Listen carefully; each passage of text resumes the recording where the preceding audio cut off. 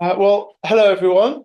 Welcome to the CMS. This event is a CMS event here in CMS in York, but is co-sponsored by Fordham University in New York, and we've got some colleagues from there online. So welcome to everyone here and online. I'm Richard McClary, and on behalf of everyone from CMS, we're delighted to see you here for our 2025 CMS Medieval Lecture. And it's my great honour to introduce Professor Marcus Milwright, who is of this parish for a while, but ordinarily based at the University of Victoria in Canada, and he is currently the British Academy Global Visiting Professor here, working on a project on Islamic craft. He's published widely and extensively on things from the Dome of the Rock to his most recent book, Story of Islamic Art. He's worked on collections of Islamic material and is very much a polymath in the field of Islamic material culture. So I'm delighted to introduce him, and he's going to talk to us today about new cities and palaces, drivers of change in the crafts of early Islam. So please welcome Professor Milwright.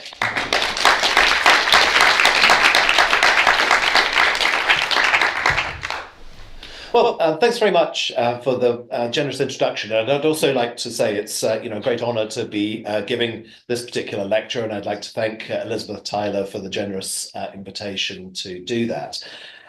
So what I want to talk about today does fit into a sort of bigger concern with trying to understand Islamic art from the point of view of making, to think about it as a series of processes, and also how craft practice, concern with different materials and techniques, can also generate meaning, and what value that might have for understanding the progression of Islamic art.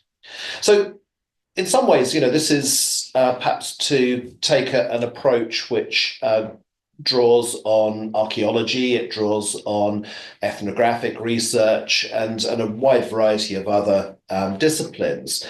And it's not in any way to suggest that, the concern with reception, with patrons, and all these other things, which are a feature, of course, of so much medieval art, and that those aren't important, but rather that, we can maybe get some new perspectives by thinking about engagement with materials and the processes of making things in particular cultural contexts. So a good place to start is this, which is, you will have seen on the poster for the talk. And I chose this deliberately because it is sort of emblematic of a particular type of early Islamic visual and material culture. It is, as you can obviously see, made out of wood. It's been carved, and also you can probably see, if you look carefully, traces of plaster and painting on here. And so I want to come back to all of these things in a moment.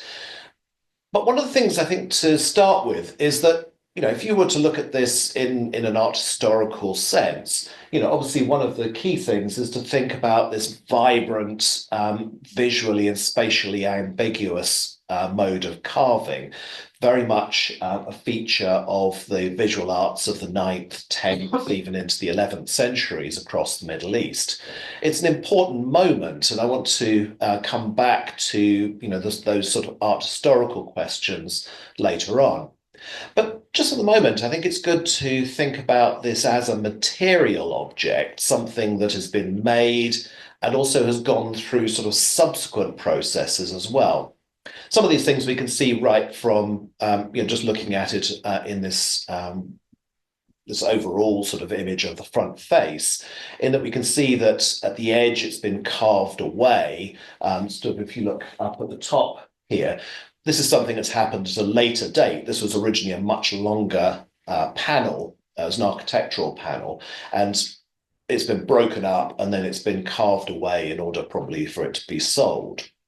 Notice also it's broken through the middle. And these are all features that we can explain. And this particular piece is in the Metropolitan Museum, and there's been a range of different sort of scientific analyses done on it in order to try and understand the materials and the techniques. So I'm not presenting my own research at this moment, but rather just showing the sort of different ways in which we can understand an object like this. Now, if you look up in the top corner, the side view of the wood, you can immediately see that the grain runs consistently across the two panels. This indicates that it must once have been a single piece, and also that it was sawn through near the middle of a large trunk of wood. The wood itself can be identified as black pine, and we'll come back to that in a moment. But because it's been sawn through the middle, it's sawn through some of the softest wood right at the core, the sort of original pith of the tree. And this has caused it to break at a later stage in its life because of the wood drying out. Now, if we look at the image underneath, we get valuable information about how this panel was actually used, because it has a whole series of mortise and tenon joints through it. Interestingly, not done in a regular way, but just at sort of rather random points through the object. They were clearly made before the panel was carved, because some of those joints are actually carved into, as you can see in the image. So this tells us that these joints were there in order to join it onto a sort of architectural frame, which would go into a building. And then obviously the other element that we can see is the addition of paint. Now, this was done not as part of the original piece. It seems to have happened at some later date. But the paint itself can be identified. We have a plaster layer, which would reduce the porosity of the wood. This made up of a mixture of calcium carbonate and gypsum. And then over the top, there's a blue which is made up of both indigo and lapis lazuli. And then there's also red and traces of gilding. And the reconstruction would suggest that in this second phase, it was a polychromatic, very bright, striking object. But we don't know exactly when that occurred. Now, if we think of this in relation to materials, one of the key points to note is that Egypt historically is very poorly placed for natural woodland. We have obviously palm. There's also some other trees such as a willow, as well as a Euphrates poplar as well, but they're not common. And particularly with palm trees, which are most prevalent, those are things which are used in other contexts. So the thing is that they're not things which can just be used as wood, because they're used for foodstuffs. The fibrous elements are used for matting. The leaves are used for other things as well. So the thing is that most of the woodwork that we see in Egypt in this period is imported. Black pine comes principally from Anatolia and also from Cyprus and Crete. And then, of course, you've got the pigments, indigo, grown in India, but also sources will tell us that indigo was cultivated in the Dead Sea Depression and in the Jordan Valley. It's a very time-consuming, labor-intensive process to get the indigo itself. And then you've got two other pigments, cinnabar, or mercury sulfide, which was used for making the vermilion, and then lapis lazuli, both of which come from very long distances away. The cinnabar principally from Spain, and lapis lazuli mostly from Afghanistan.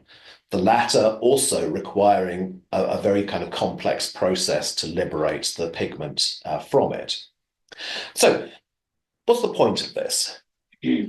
I think that it allows us to think about this object as being a sort of nexus of a whole series of different phenomena.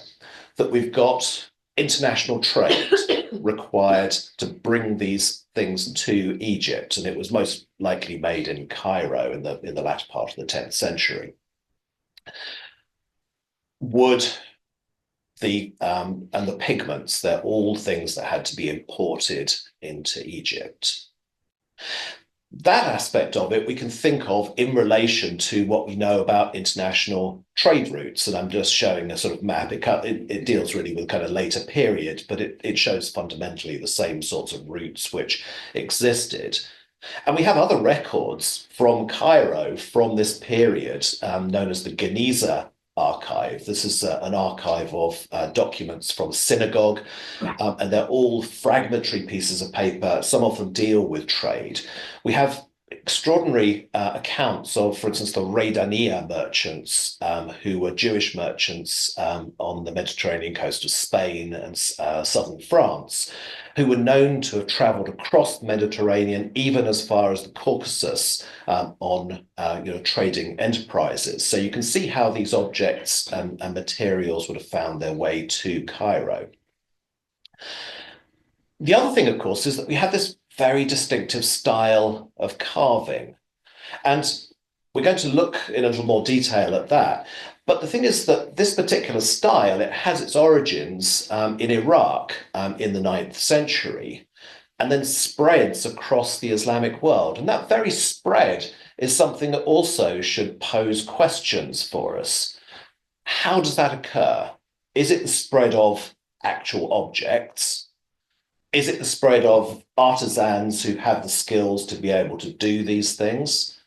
Is it simply the spread of a concept? Is there some way of actually drawing these sorts of things out so that somebody could actually make them in a different place? And do we, as we'll come to, find evidence that the same idea is being interpreted in different ways by people trained in different craft traditions? So it poses questions for us.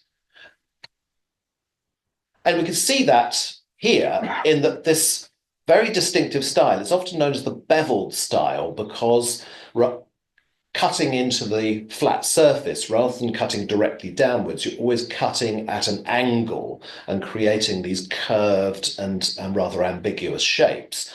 It occurs perhaps most famously in stucco, and we see a very good example here from Samarra, excavated by Hatzfeld and Sare in the early part of the 20th century and now in Berlin. And then also in Berlin, they have an equally impressive collection of woodwork of the same period. And I'm just showing you a couple of details.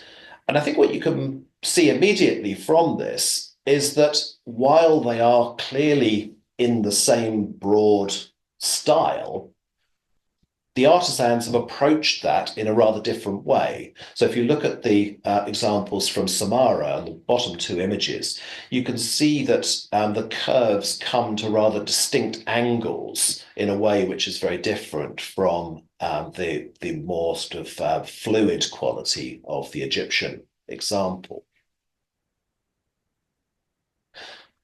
So, pulling back from a specific example, what I want to do is just give you a little bit of context, because I've made this sort of claim that the very kind of urban nature of early Islam, and also the creation of giant palaces, as we're going to see later on, is something which has a distinct impact on the creation of art and the development and spread of particular sort of concepts and techniques.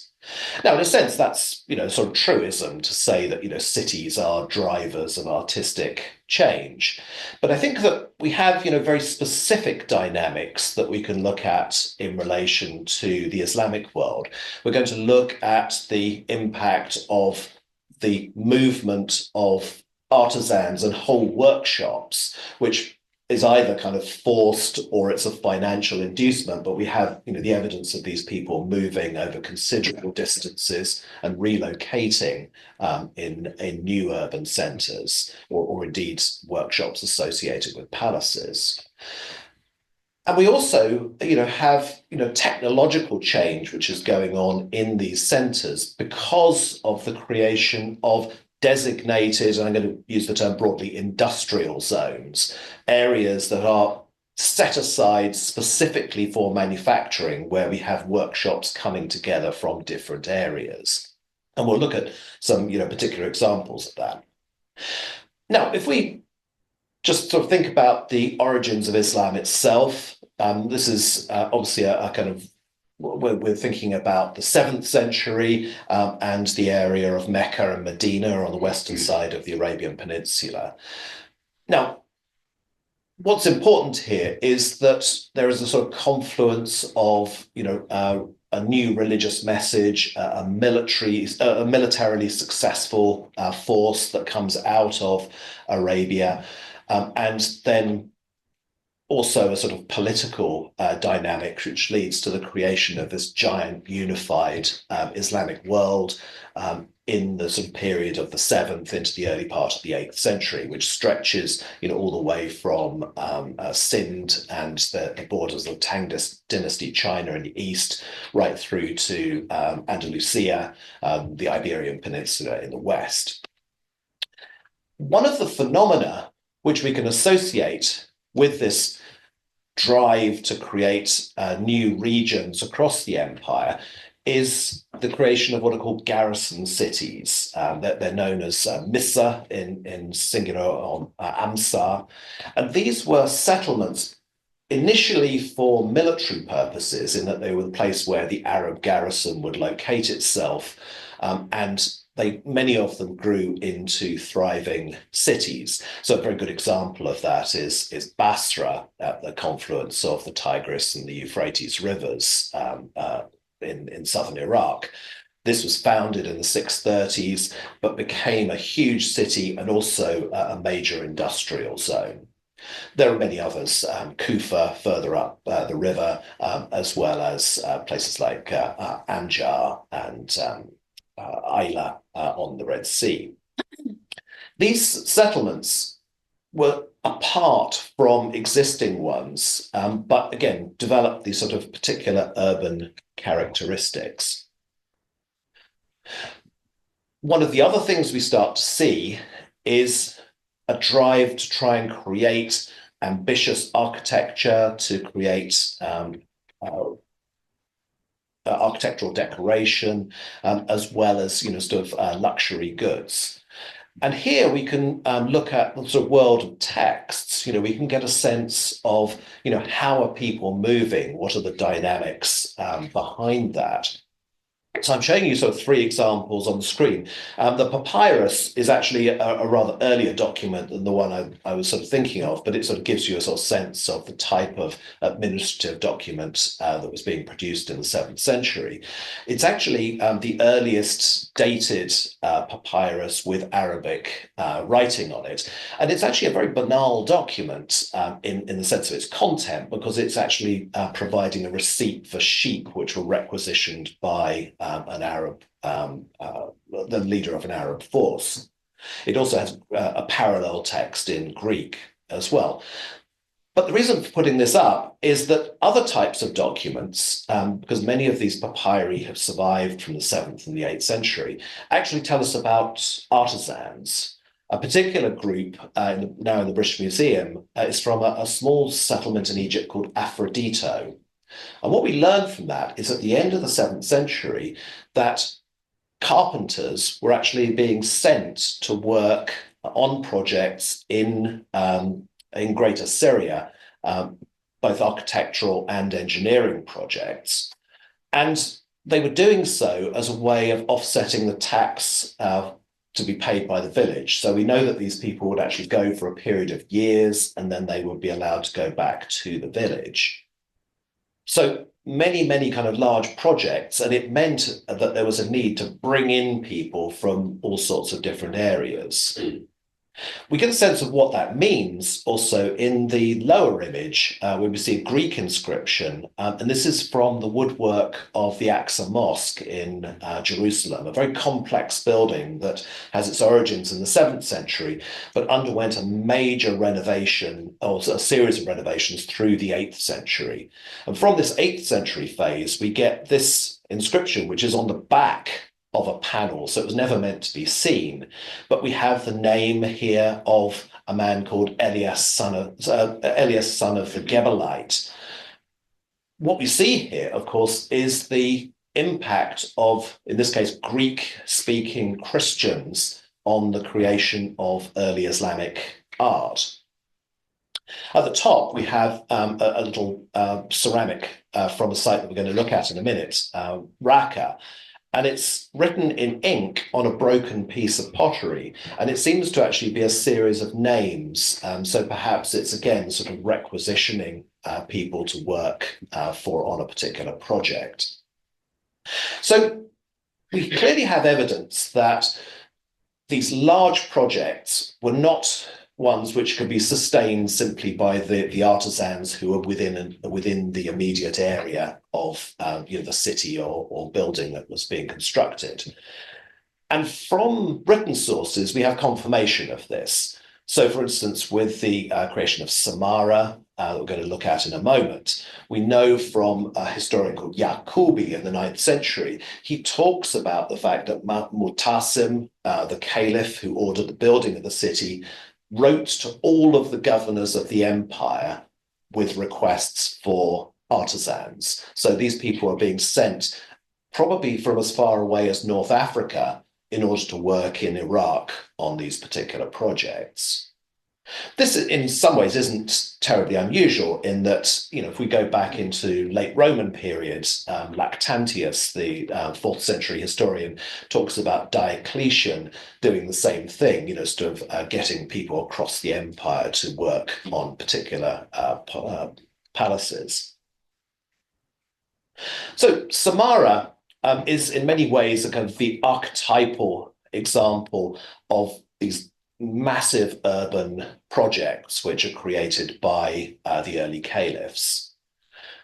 It's located on the banks of the Tigris River, north of Baghdad, and indeed it was set up in 836 onwards as a means to actually, or at least the sources tell us, as a means to take the soldiers out of Baghdad who were making lots of trouble for the local people and resettle them somewhere else. Now, that perhaps is only part of what Samarra is all about, but it's worth reflecting on the sheer scale of that, and that's why I'm showing you the satellite and the other image, in that you have a city which is over 35 kilometers from one end to the other. The scale of Samarra is extraordinary and actually best seen in kind of aerial and satellite photographs.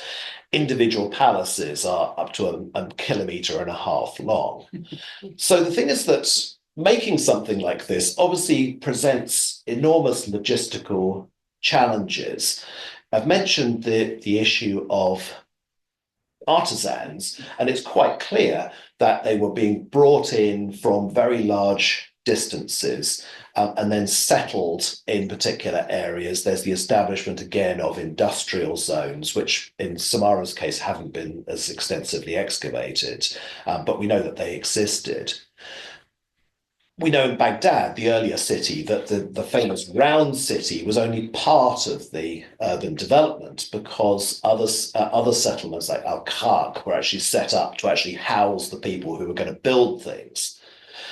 In the case of Samarra, we also get sort of interesting insights into how something like this might have been done. Because clearly you can bring in skilled artisans, but they're not going to help you build things on this sort of scale. The key to Samarra is really the materials that are used for the construction, principally mud brick, things that can be made, bricks that can be made and dried in the sun. They don't require a lot of skilled labor to make them. And we know that the Samarran caliphs had access to their own soldiers who could be put to work when they weren't on campaign, prisoners of war, slaves, and then also the local rural population. The last of these is a sort of seasonal labour force in that they could be brought in when the crops have been taken from the fields and then work through the summer, again, as a way of offsetting tax revenue.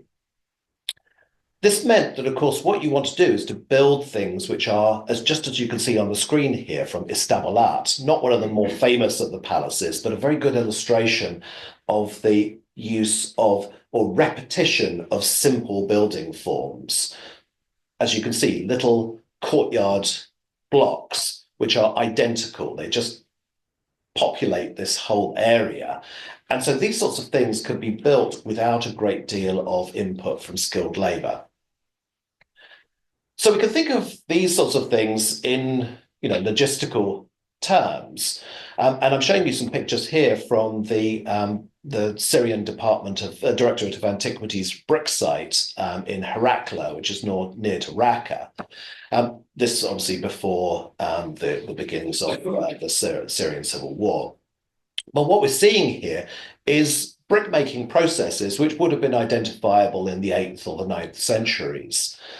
We see levitation of clay, the moulding using a wooden matrix, drying, and then, in this case, kiln firing of the bricks. Now, the key thing to note here is that you can do all of these things with mud brick. You use a slightly different composition, more straw and other materials with the clay. But it's the firing which creates all sorts of logistical concerns, because here you've got to start finding a lot of fuel in order to do it. And so in Samarra, what we find, rather predictably, is that most of it is constructed from mud brick or pisse, which is sort of rammed earth, and then much smaller amounts where you have, more ambitious parts of a building, like the sort of central parts of a palace or a mosque.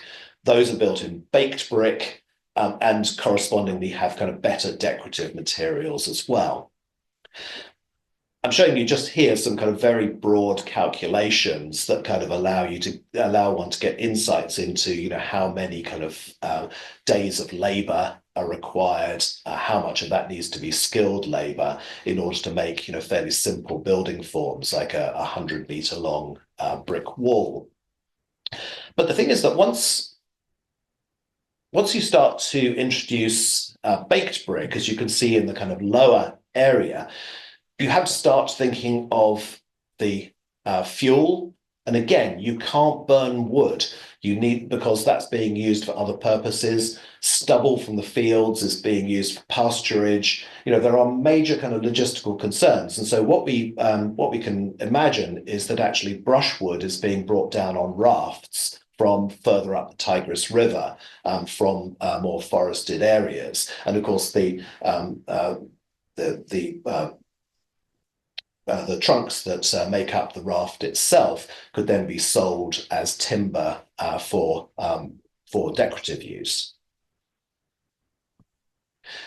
But say you've got the problems with using baked brick, and then also once you start using decorative materials such as gypsum, stucco, which is made from burning gypsum, then again you've got additional logistical concerns, both fuel and also the amount of skilled labor. Now, this is where we come back to our beveled style stucco. One of the interesting things about this is that unlike earlier stucco, which had to be carved, this could be made by moulding. So you can make a single wooden mold and then actually just repeat the pattern by pressing it into the wet plaster. This clearly represents a saving in time, and it's led people perhaps to overemphasize this point and think that that is the reason why it has this aesthetic. Of course, it's actually a much more symbiotic process because, of course, we see that same type of beveled style in wood and stone, where there's absolutely more little or no saving in terms of time by using that particular mode of carving. But what we do see, absolutely, is in this period between the 7th through to the 9th century, transformations which are going on in different types of visual and material culture. Some of these are technological changes which then have sort of aesthetic dimensions to them. And we can demonstrate that, again, coming back to the example of woodwork here. I'm showing you some examples of a Umayyad woodwork. So this is stuff from the 7th and the early part of the 8th centuries, late 7th, early 8th. And what we see here is essentially a kind of continuation of a late antique tradition of carving. It's not to say that there aren't kind of maybe some new elements in there, but the fundamental technique involves carving drilling directly downwards into the flat surface. So essentially the first thing you're going to do is to carve away the deep background elements. Now, the reason why we can be confident that that's what's happening is by looking at unfinished pieces, such as the panel that you see here from the Aqsa Mosque. So this is one of what are called the console panels, which were originally high up in the building. And you can see what's happened here is that this drilling has occurred, but then the modeling of the foreground details has never been done. It also allows us to think about how designs were actually drawn out as well, in that they seem to have been relatively simple, as you can see in this sketch, which is on the back of another console panel, that these are things where it's just a linear design, which implies the three-dimensional form it's supposed to represent. Now, this is going to be important also for thinking about these beveled style images. But this is our kind of late antique mode. Contrast that with what we see here. This is the development into a beveled style of carving. This again is a piece from Samarra, so we can be confident of its date in the mid part of the 9th century. In Samarra, we know that principally the wood that's being used is imported teak. So again, it takes us back into this world of expensive materials, which in that case would have to come from Southeast Asia through maritime trade routes into the Persian Gulf and then be hauled upriver to places like Baghdad and Samarra. But you can see that the approach of carving is radically different here because it's actually carving at an angle to the surface and then creating these curved, undulating forms. So there's no clear foreground and background within this. So it's a major aesthetic change, which of course takes Islamic art in different directions.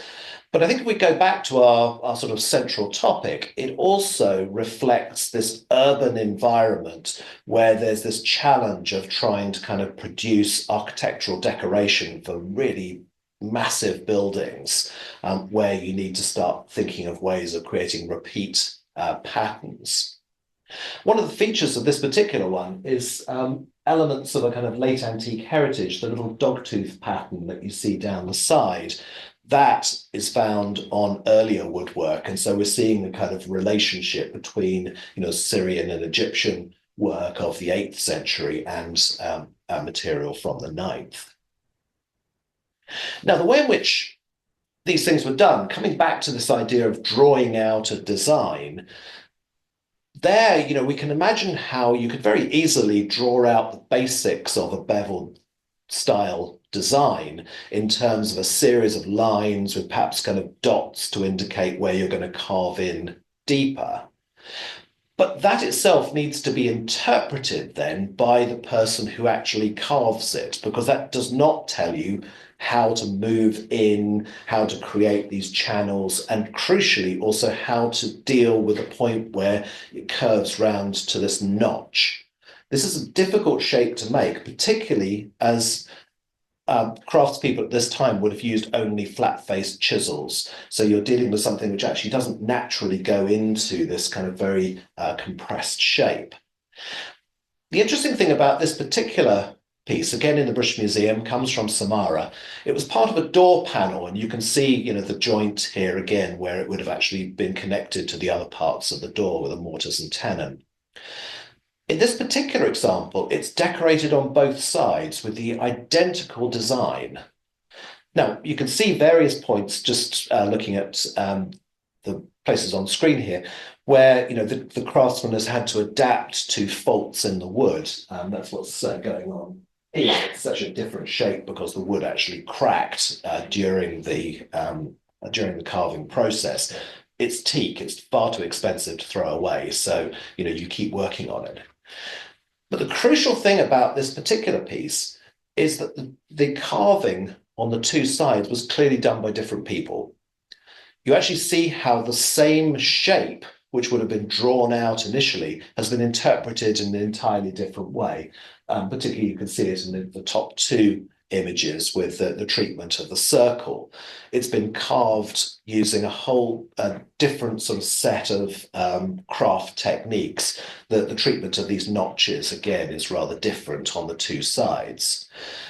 What you're probably seeing here is two different workshops, people trained within two different workshop traditions, coming up with ways of understanding a drawn image. So the last thing I want to talk about is to kind of build on these ideas by looking at this particular site. This is it's known today as Raqqa, and it's actually historically two separate or two connected urban centres. The older one is well, actually, it's not really shown here, but I'll show you another map which will make that a bit clearer.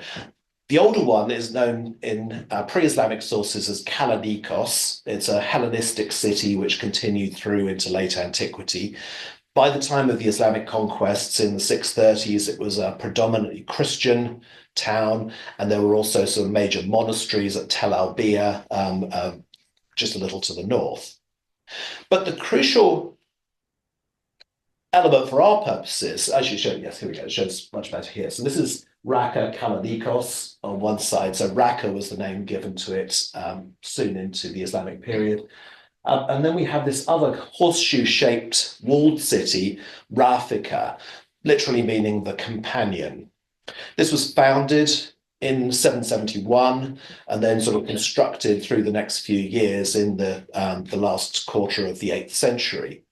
And between 786 and 789 and 806, I think it is, it actually functioned as the capital of the entire Islamic Empire. Harry, you'll correct me on my dates, I'm sure. Anyway, but the point is that this is a huge development. The horseshoe-shaped city was designed for the Khorasani garrison, which was sent on sort of regular campaigns against the Byzantine Empire to the north. And then we had a whole series of palaces that were built around the time of Harun al-Rashid when it was a capital city. Now, we can say all sorts of things about this, but what I want to focus on is the fact that in order to build this, you need the creation of an industrial zone. And that industrial zone is located to the north of Kallinikos, and then into this gap, sort of about 600 meters across between the two. And there's an evolution that goes on. Now, if you think about Raqqa in terms of Islamic art today, you're most likely to think of things like this, beautiful luster, underglazed painted vase produced in the early part of the 13th century. But in fact, that's the last part of this story that actually starts in the latter part of the 8th century. And it's the early part that we're really going to be focusing on. And the evidence from Raqqa is extraordinarily rich. You can see this is just a sort of midden of industrial and domestic waste, about 5 meters high, and it's absolutely full of ceramics, glass waste, kiln furniture, as you can see up at the top. Much of it very practical in nature, not very decorated material. And so this is from Tel Fukhar, which is located between the two cities, principally material from about the 9th through to the 11th, maybe even into the 12th century. And they were producing, as you can see, more decorated wares. These are in technique known as sgraffito, so it's sort of slip-incised ware. And then we have slip-painted ware with this interesting sort of epigraphic design on it, as well as objects like this, which are biscuit-fired, so they're only halfway through the process. These are wasters. This also tells us that they were actually making these in what are called saggers. So rather than separating them in the kiln with trivets, they were actually making these ceramic vessels to put the objects in. Immediately tells us that these were very expensive objects to make. We have evidence for glass making. The best preserved glass workshop from the ancient world, or at least from the ancient Middle East. This was excavated by Julian Henderson, who's a specialist in glass, and it contains evidence for, again, the preliminary phases of making glass. This is glass frit. This is the stuff that actually has to be made before you then melt it down into glass. It very rarely survives. But the crucial thing from our point of view is that we see, again, the creation of this industrial zone leads to technological innovation. There's a fundamental break that occurs in Tel Zujaj and other glass workshops of this time, in that they stop using natron, an Egyptian or a mineral that's particularly found in Egypt, as the flux for glass. So this is the material that allows the silica to vitrify at a lower temperature. And this is the ancient technology of soda-lined glass that you would see with Roman glass and so on. Perhaps due to lack of availability, it's not really known, but they discover that the alkaline-rich desert plants, such as the Salicornia bush, can be burnt down to make potassium-rich fluxes. We can see this from the chemistry of the glass. It's actually a different material, and it seems to be occurring in the latter part of the 8th into the early part of the 9th century. But the thing which I'm going to just concentrate on just for these last few minutes is this site, Tel Aswad. Tal means a sort of a man-made hill. Aswad, black, because it's full of industrial debris. It's the remains or the stuff thrown out of the workshops which were discovered in this area, in this sort of flat. So this is Tel Aswad itself, and this is the kind of plain or sort of flat area around it. Using looking for sort of geomagnetic survey allowed for the identification of a whole series of kilns, and these are really impressive structures. Oh, sorry, I'll go back. These are really impressive structures because they have walls around them, indicating that they were given, sort of a designated area to work in. They have kilns within them, as well as associated workshop structures. They can be dated quite precisely in that they date from the foundation of Raqqa in 771 through to about 825. So they're operating for a few decades, producing masses of very practical pottery. Now, we can ask ourselves, who were these people? Now, it's possible that some of them may even have been kind of local potters, but it seems unlikely that that would have sustained, such a massive development, because there are 14 separate kilns within about 5 workshops here. So and that's only part of the site. I mean, there's probably more. We have some intriguing evidence, though, this is a surface find from Raqqa. And it has an inscription on it. Now, it's a molded vessel, so we'll come back to this technology later on, but it's the sort of pressing of clay into a mold that has a design inscribed into it. And crucially, it has an inscription. Now, I won't deal with the whole inscription here, but the key thing is that it has the name of the maker on it, Ibrahim al-Nasrani, the Christian. And it also mentions that it's from Hira in southern Iraq. Now, does that mean that the vessel comes from Hira, or that the mold was made in Hira and then brought to Raqqa and used? We don't know the answer to that. But what it does do is suggest a connection to Hira, which is a long-standing Christian city in southern Iraq, has a considerable pottery tradition. And I'm showing you some examples of Raqqa pieces from Tel Aswad, which are almost identical to pieces that are made in Hira. So it suggests a very strong connection. So we can at least say that we've got potters moving from there, probably from other places, to work on the site. Now, if we go to this world of relief molded ware, I won't show you other stuff they're making, but they were making drain pipes, chamber pots, cooking wares, all sorts of very, very mundane things, lamps as well. The most decorative wares are these. These are, this is what they would look like in their complete form. Very complex objects to make because they contain both wheel-thrown and molded elements. They seem to have been difficult to make also because we find evidence that bits sheared off as a result of being too dry when they were put together prior to firing. But what I'm particularly interested in are these molds. These are things which were used to make the decorative designs on the main part of the body. And they're made by stamping into clay with very fine little punches. And then that itself is then fired. And then this is what you press your clay into. And as you can see, they're used to make a wide variety of different designs. Sorry, it's a little bit pixelated, but just to give you a kind of sense of what these look like. Now, a key point to note about this is that these designs, they're often only a few millimeters across. They're actually much too fine for pottery because when you press the clay into them, much of that detail doesn't actually come out in the final object. That would tend to indicate that these tools were not actually designed for pottery, that they may have been used for metalworking or potentially even leather for stamping designs onto them. It suggests that they were expensive tools, and we also find evidence that the same tool seems to have been used in two different workshops, indicating they're perhaps sharing them.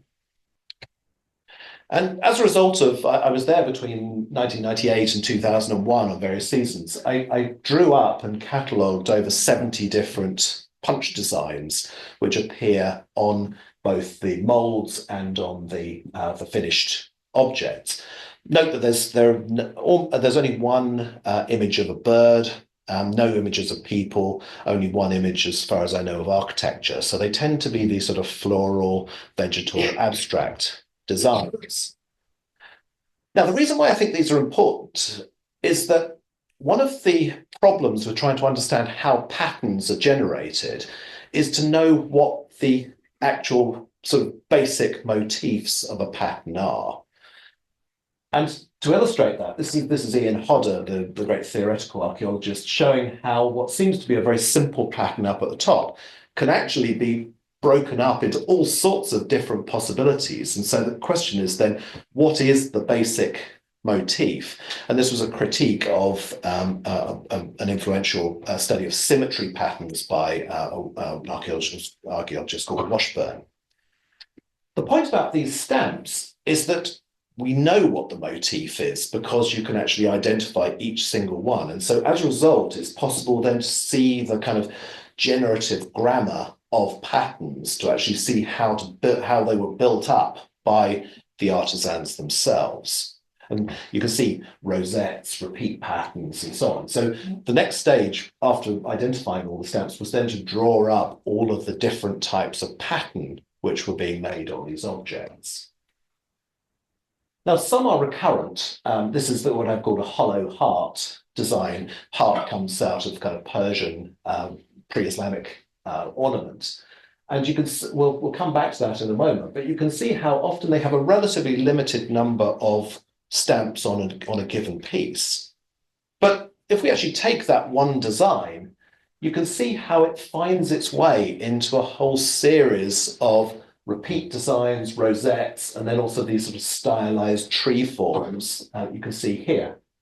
Note also that you've got this combination of something which is identifiably a leaf with something which is not identifiably vegetal, that it's an abstract design. So there's a sort of a breakdown here that's occurring. Note also with some of the rosettes, there are elements here that don't seem to read as some sort of flower type of design, and also that some of the elements are centripetal rather than being centrifugal as well.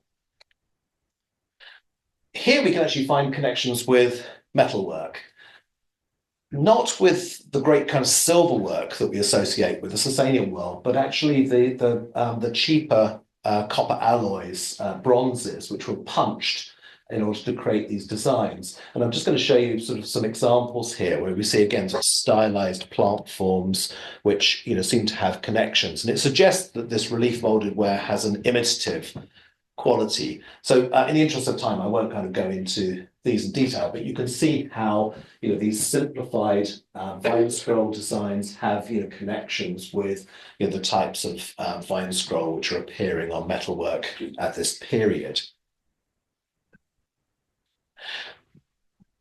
Another connection here with stucco, this earlier styles of stucco. And the point I want to make here is that these obviously are all debased kind of vine scroll designs, but what we're seeing here is the way in which increasingly the apparent natural forms are being subordinated to pattern. So there's a new dynamic going on here, which is appearing not just on minor arts, but also on architectural decoration across different media. Thinking of the issue of symmetry as well, with vine scrolls, we see the introduction, as you can see on the top, of non-vegetal features into, but also that they are asymmetrical across their horizontal axis. The same thing is already going on in the soffits. These are the sort of undersides of the arches in the Dome of the Rock in Jerusalem in the 690s. So what I'm arguing here is that we've got, sort of development of ideas, which is sort of percolating from, these very elevated art forms down to these other ones. So just in kind of wrapping this up, you can see again how we've got the combination here in the woodwork of the Aqsa Mosque of things that shouldn't go together in these sorts of rosettes, which is exactly the same thing that we're seeing here. And then also in, these are drawings of bosses, carved bosses from Mashata from the 740s, where again, you have these things that don't really make sense and also centripetally organized elements within these rosettes.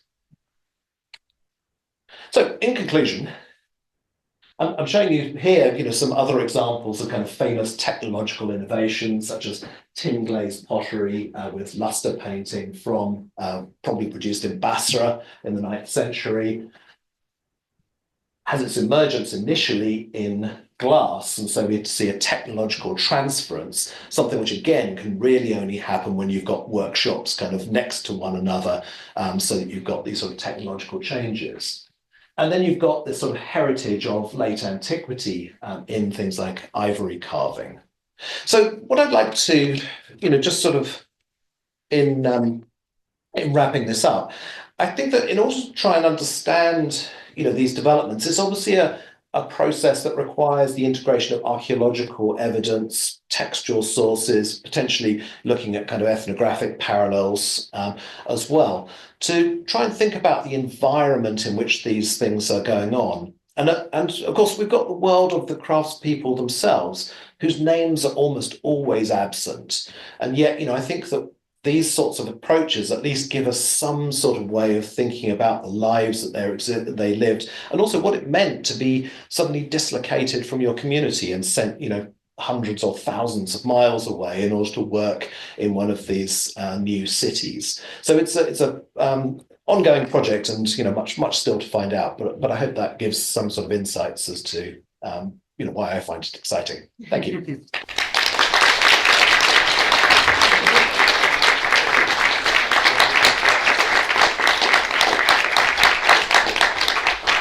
Well, thank you so much, Marcus. I hope we can keep you for a little longer before the bar opens and give you some questions. We'll start off within the room. Has anyone got any questions they would like to ask? Yes, please go ahead.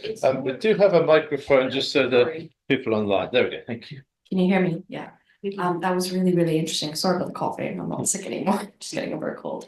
I thought it was interesting what you were saying about the reuse of the stamp, particularly for that, because I'm a Central Asian archaeologist, and I've worked in Bukhara, and we found bits of the architecture of the Kalan Mosque in the trench next to the site, and they were stamp motifs. And when we pulled it out of the ground, our director was like, "Oh, it's probably a reused stamp." Like, we didn't have the stamp itself; it was just in the actual architectural. It was very obviously from the mosque, and I just kind of didn't think about it at the time, but that actually makes a lot of sense that they would reuse a stamp, because they said that they did constant conservation on this mosque because the tiles would fall off and they'd have to replace them. So it would make total sense to pass around these stamps. And yeah, I didn't think about it. Have you seen specifically leather though? You mentioned that, like leather versus ceramic versus stuff, because I can see how ceramics versus metalwork, and architectural obviously. But leather, I think I was kind of a wild card. Could you explain that? Well, Well, first of all, with the stamps themselves, or the punches, none of them survive from this. Yeah, no, I've period. never found You know, them. I've only found the bits of where they're in Yeah. ceramic. But the thing is that I mean, there are intriguing sort of bits of contract law where they talk about the fact of two artisans owning a workshop and what happens to the tools when they dissolve their partnership and things. So it suggests that, you know, there are some tools that were actually genuinely valuable. And so I think that, you know, these sorts of things, you know, they would have, you know, they'd have to be made out of metal, and they would have to, you know, there's really fine work on them. So, you know, these are things which, you know, perhaps things like engravers and stuff might have had the skills to make. In terms of how they were used, I haven't seen any correlation between the sort of things from Raqqa and any metal punch, you know, actual punch designs in metalwork. And I wondered, you know, I mean, the thing is that very, very little ever survives, you know, from this period. But it was designed, it was used with punches, and given that, you know, you have sort of essentially sort of people who are nomadic, who, or, you know, sort of people from the Caucasus who are trained as elite soldiers, and they're coming from this nomadic society. I mean, it's a possibility that, you know, things like saddles and belts and so on could have been, you know, prestige objects which would have shown that sort of decoration. But in the absence of evidence, it is pure speculation.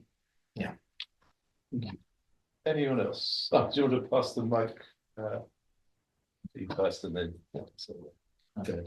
Thank you. That was just amazing. I wanted to ask, I was really curious, this is a weird kind of particular question.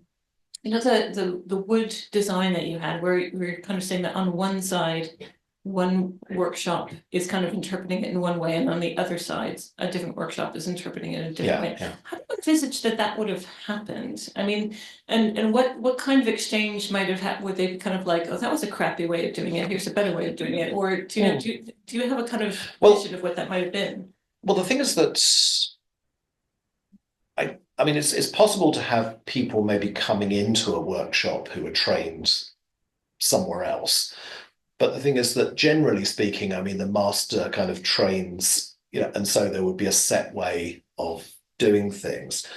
I can only kind of put it down to, you know, the speed with which stuff was being made in Samarra, you know, that there was just this need to make stuff. And so, you know, maybe you've got collaboration across workshops there. But I mean, there's a piece from the Museum of Islamic Art in Cairo where it's a design which is made with two pieces of wood which have been joined together.